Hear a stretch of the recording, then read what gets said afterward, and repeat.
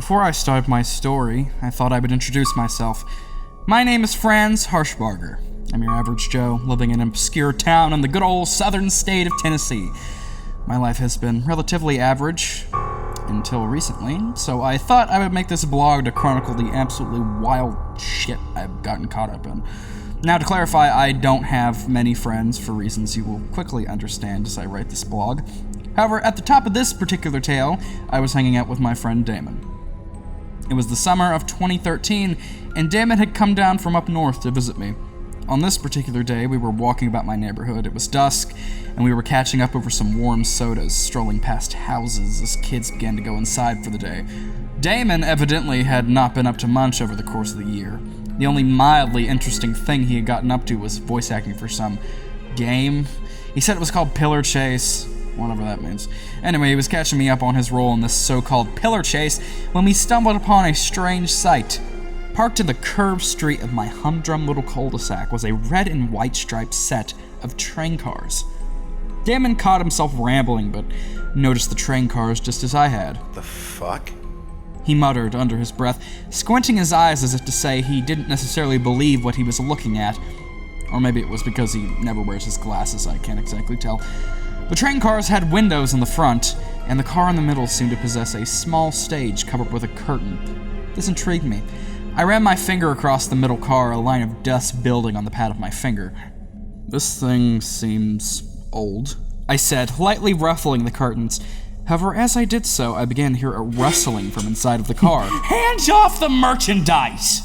A booming voice rung out, a sense of whimsy about it. I jumped back personally, since I'm generally kind of a pussy and hate interacting with people. I was just about to skedaddle when a gloved hand pulled back the curtains of the faux stage. Well, I see this neighborhood is filled with good-for-nothing bozos. I slowly looked up to meet the eyes of whoever was speaking to me, only to find what I can only describe as the most disgustingly distorted mug I have ever had the displeasure of viewing.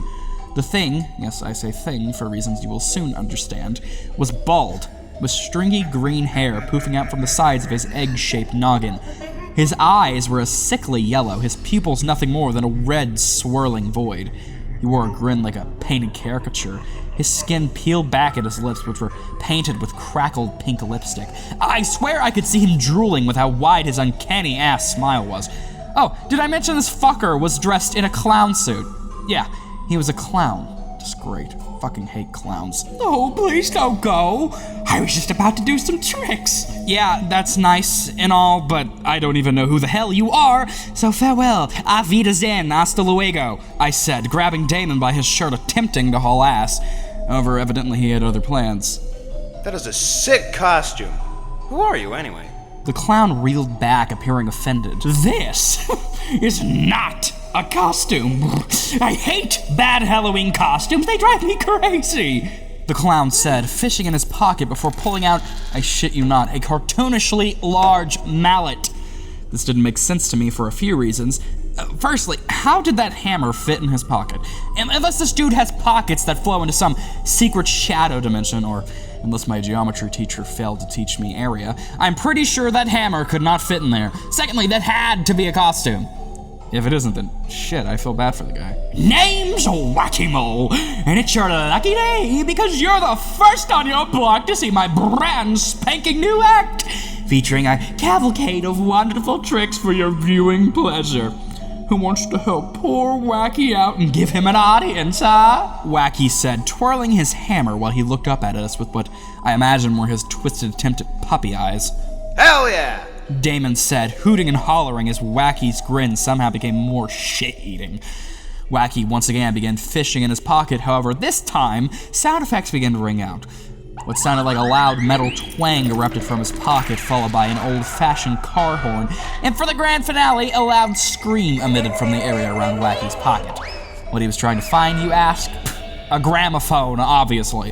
Wacky placed said gramophone upstage of himself, placing the needle on an already included record. Old-timey orchestrations began to waft from the device as Wacky proceeded to his place center stage. "For my first trick, A classic juggling act. Now, when Wacky said this, I imagined he would pull out some balls from his ever-elusive pocket dimension. Instead, however, he raised his gloved hand, smacking the back of his own head with immense force. His eyes came tumbling out of his head, hitting the ground with a disgusting squish. He quickly seized his eyeballs, beginning to juggle them with a surgeon's precision. Damon, being the dick he is, decided to heckle Wacky. Only 2 balls? Come on, man, I've seen people juggle with a lot more. Damon shouted, eyeing Wacky with a smug grin. Wacky dropped his eyes, clapping his hands together as if a light bulb had sprung to life over his head. Wacky proceeded to grasp his nose, exhaling outward, his cheeks filling with air. Erupting from his empty eye sockets were 2 new eyeballs, which seemed to inflate outward like balloons. Once again, he knocked these out of his head, this time using his hammer as physical leverage. Now, Wacky was juggling with 4 balls. I have to admit, despite the fact I was being faced with a disturbing mass of flesh passing itself off as a clown, I was entertained. Quite entertained. After getting a bit more comfortable with Wacky, I was hooting and hollering along with Damon. A strange sensation began to creep up my spine, though. A chill, as if to say something was deeply wrong, besides Wacky. Instinctively, I turned around only to be met face to face with another clown. This fucker was a finger's length away from my neck. He looked at me with a dead-eyed stare, his red and white striped costume idly blowing in the wind. This dude was wearing a dunce cap, and from how he was acting, I would say that's pretty damn fitting. Before I could even acknowledge the dude, Wacky butted in. Oh, don't worry about him. That's just my friend Silent. He's a part of the act.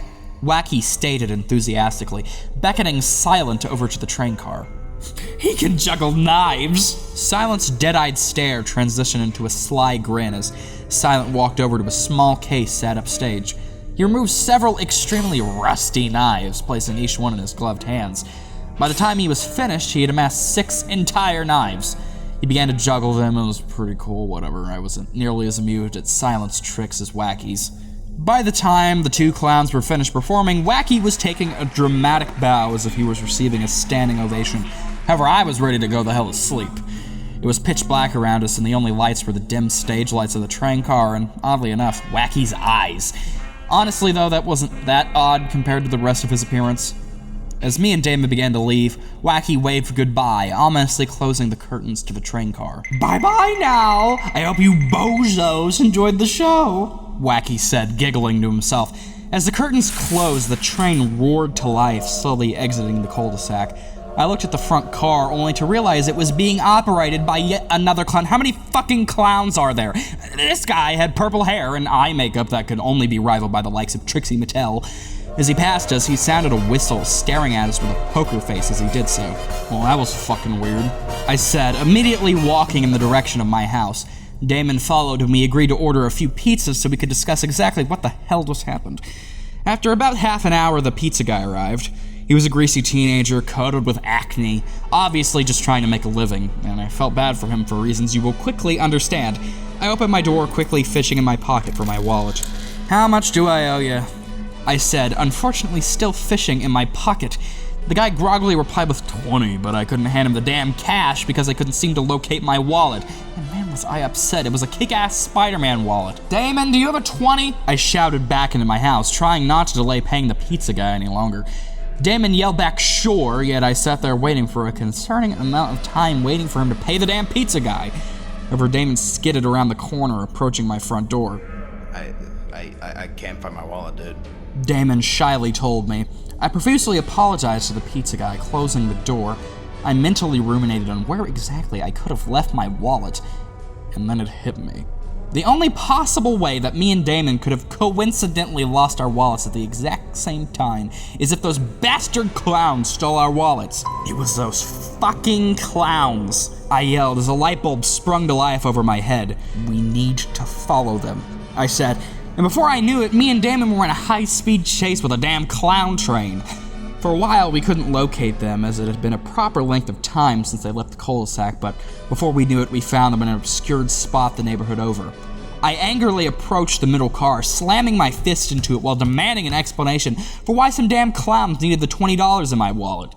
Damon stood next to me, taking a less aggressive approach, politely calling out for Wacky to please give Franz his kick-ass Spider-Man wallet back. However, through the hustle and bustle of our demands, a familiar, booming yet whimsical voice sounded behind us. "You really shouldn't have come back here," Wacky whispered, not an inch from my ear.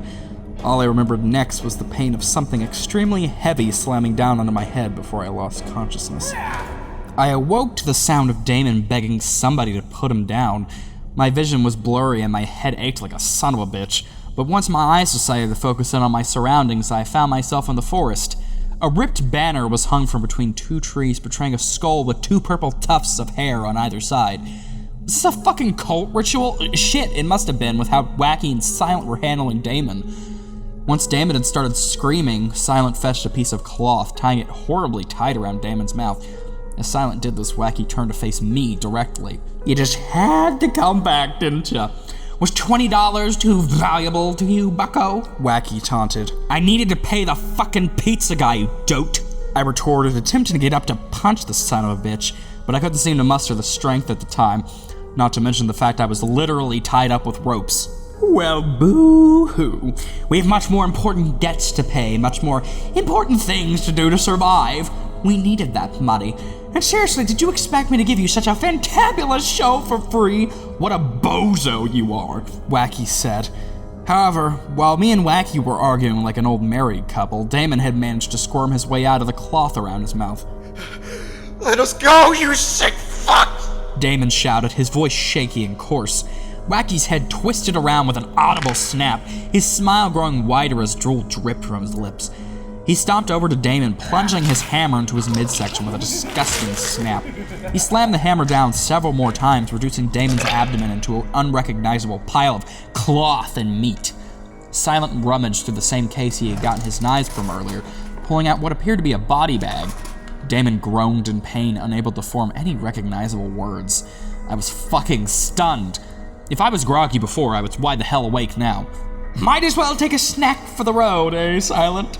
Wacky said. Silent silently nodded, fittingly enough, before the two plunged into Damon's neck like a couple of starved vampires. Before I knew it, Damon's entire throat was ripped out and blood was gushing everywhere. Wacky and Silent used their combined strength to hang Damon upside down. What I watched next was disgusting. Wacky pulled out a makeup kit from his elusive pocket dimension, kicking on grease paint to Damon's disfigured face. Before I knew it, Damon began to resemble Wacky and Silent in this clownly getup. To finish off the look, Wacky managed to manifest a green wig. Because Damon was upside down, there wasn't a solid way to keep it attached. However, Silent, that sick bastard, had a great fixer-upper for their issue. He retrieved a staple gun from his case of tools, and before I knew it, a loud snap echoed throughout the forest. Snap, snap, snap. The staples, along with Damon's neck wound, had covered his face in a constant flow of blood, creating an almost spiderweb-like pattern on his face. After the clowns had finished beautifying Damon, they turned to me. Little did they know, while they kept themselves distracted doing Damon's makeup, I had used a nearby sharp rock to loosen my ropes. Wacky and Silent giggled to themselves as they slowly closed in on me. They were confident, like predators, sure they would get their meal. However, this ass belongs to me. As the final strand of rope was cut through, I booked it the hell out of there. I could hear Wacky call after me as I ran, but he didn't seem to want to chase after me. "Hey, come back!" Wacky groaned, a slightly downtrodden tone in his voice. Frankly, as selfish as it sounds, I didn't care to go back for Damon. I knew he was already gone, and I was just trying to preserve myself. Now, it's been a few years since this incident, and honestly, I wouldn't be writing for you guys if this was the only incident that happened in this screwed-up little town I call home. However, that is a story for another day. Sadly, this would not be the last run-in I had with clowns. Shit, I hate clowns. Hopefully, I can update you all with more pieces of the story. With how things have been going, I need some damn advice. Franz, out.